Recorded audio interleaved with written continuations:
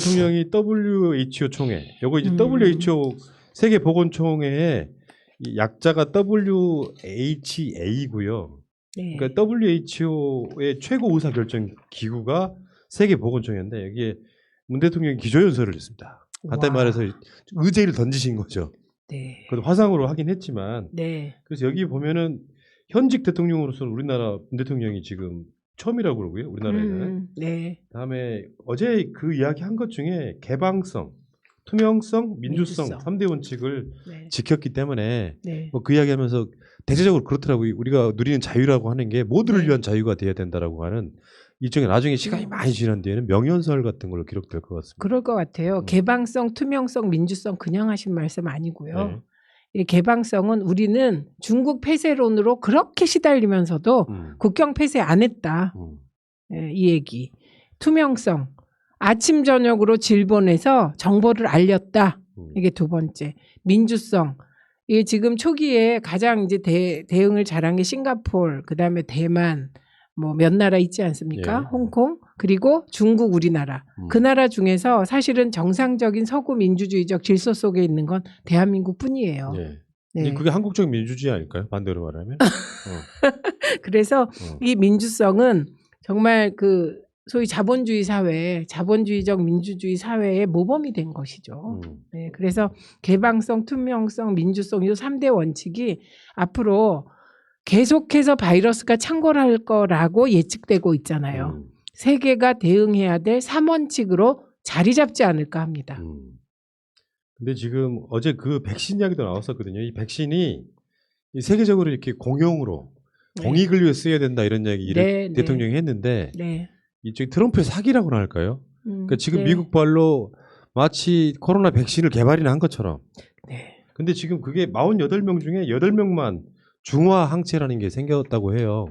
근데 그러니까 트럼프는 사실 재선을 위해서 쇼를 하고 있는. 그런 느낌. 그러니까 코로나 관련한 무슨 비서를 한 명 채용을 했는데 보좌관을 채용을 했는데 그 사람이 취임한 지 3일 만에 개발됐다 그래가지고 저쪽에 미국이나 우리나라의 주식이 엄청 올랐어요. 근데 실제로 누가 봐도 그렇잖아요. 그러니까 마치 이것도 어떻게 보면 한국을 의식하는 것 같은 느낌. 그러니까 우리가 그런 방역은 좀 늦었지만 네. 이 백신에 있어서는 제일 앞서간 나라다. 그래가지고 48명 중에 8명만 항체가 생겼음에도 불구하고 마치 그게 개발을 한 것처럼 던졌어요. 그러니까 전 세계적으로 니들 뭐냐 하고 지금 의문의 이 화살이 쏟아지는 이런 상황. 네, 좀 이해할 수 없는데 지금 그 전략 하나하고 다른 하나는 중국 때리기를 합니다. 미국은 웬만하면 중국을 때리면 백인 남성층, 네, 그 다음에 그 노동층 있죠. 네, 그 결집한다고 합니다. 그래서 지금 그 대선을 앞두고 정말 그 미국이 과거에 갖고 있었던 그래도 최소한의 위험이 있었는데 그것조차 내팽겨치는 게 아닌가 하는 생각이 듭니다. 네. 그리고 또 오늘 한국이 세계보건기구 집행이사국 가운데 하나로 선정됐다는 그 속보가 들어왔는데 10개 국가라고 해요. 근데 그중에 이제 김강림 립 보건복지부 차관이 WHO 집행이사로 지명됐다 이런 보도도 나와 있고 이번에 김강립, 정은경 이 두 분은 정말 코로나19 역사에 길이 남을 것 같아요. 그러면서 지금 WHO 사무총장을 한국이 하자 뭐 이런 그 백악관 청원 아니 그 청와대 청원도 있고 그랬거든요.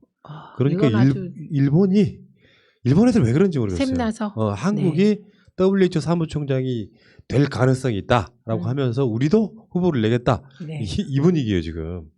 그건 너무 저 이런 말 하면 될지 모르겠는데 좀 아까 우리가 읽은 그 조선중앙동아의 그 재난지원금 그 수준하고 좀 비슷하지 않아요? 네. 한국이 WHO 사무총장 후보 낼 듯 일본도 후보 내자 이게 일본 쪽의 주장인 것 같습니다. 네. 그러니까 그러면서 이런 얘기도 해요. 일본은 의료보험이나 의약품 개발 등 보건의료 분야에서 세계 유수의 수준이며 개발도상국의 의료 지원 경험이 풍부하고 자금력을 갖췄다. 근데 여기는 이제 지금 현 WHO 사무총장이 중국이 만들었다라고 하는 그 이쪽 의식하는 그런 건데 이게 이제 사실상 중국의 사무총장이 현 사무총장이니까 다음 사무총장은 일본의 사무총장을 만들자 뭐 이런 식의 논리 같은 거예요. 근데 그거야 뭐 중국은 뭐 돈을 많이 지원했다 이런 거 아닙니까? 지금 나오는 얘기가. 근데 그것도 현 사무총장이 자신에 대한 모욕이라고 했어요. 그거 그래서 일본은 근데 이번 코로나19 상황에서 보여준 게 뭐 있습니까? 모범적인 게 있었던가요? 없죠. 처음엔 도쿄올림픽 때문에 은폐하다가 지금 대응이 뒤늦어서 뭐 별로 그 방역 선진국이라는 뭐 증거가 없잖아요. 근데 대한민국은 진짜 방역 선진국 같아요. 많은 분들이 정경 본부장을 잃게 될까봐 걱정하고 있습니다. 일본은 지금도 문제예요.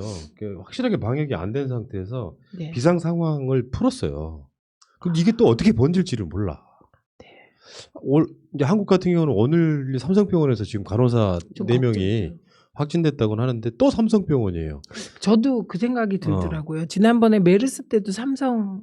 그렇죠. 그러니까 삼성병원인데 그 당시에 기억들 하시겠지만 이재용이 대국민 사과까지 했던 사안이에요. 메르스 환자 중에 반이 삼성에서 나왔거든. 그러니까요. 그러니까 이게 뭘까요? 뭔가 인류 병원이라고 말하기에는 뭔가 되게 좀 떨어져 보이지 않아요? 그렇죠. 인류 그러면 방역은 기본 같잖아요. 근데 지난번에 저는 간호사 한 분이 그 이태원 클럽 갔다고 해서 사실 속으로는 좀 놀랐어요. 젊기 때문에 그럴 수 있겠지만 지금은 사실 보건 의료인들은 좀 더 긴장해야 될 시점인데 근데 간호사 4명이 걸렸으면 그분들은 어디서 감염됐는가부터 찾아내야 되잖아요. 거의 몇백 명을 지금 이렇게 600명 정도를 만났다고 합니다. 근데 전 믿는 게요. 이번에 그 이태원 때도 보면은 일단 그 간호사들이 특히 병원에서 마스크를 안 썼을 가능성은 없고요. 그러니까 많이 아주 이렇게 전염되는 이 사태는 저는 나오지 않을 것 같습니다. 물론 당국은 엄청 긴장을 하던데. 긴장되죠. 왜냐하면 병원이잖아요. 그리고 이분들이 주로 만난 사람들이 환자잖아요. 그리고 혹시 노령과 어르신들을 얼마나 만났는지 모르지만 긴장은 되는데 이거는 뭐 삼성병원에서 명예를 걸고 빨리 움직여야죠. 자, 알겠습니다. 한국의 WHO 사무총장을 경계하는 일본 이야기였습니다.